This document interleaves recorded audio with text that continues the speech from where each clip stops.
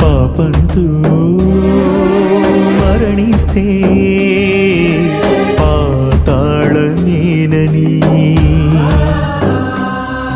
అపరాధంతో కనుమూస్తే అగ్నిగుండమేనని, ప్రాణమిచ్చి పాపమంతా కడిగానుగా, వాక్యమిచ్చి హృదయ శుద్ధి చేశానుగా, పరిశుద్ధుడవై పరలోకం చూస్తావని, పరలోకం చేర్చుటకే వచ్చానుగా. రక్తమిచ్చి బ్రతికిస్తే భక్తి లేక బ్రతుకుతావా?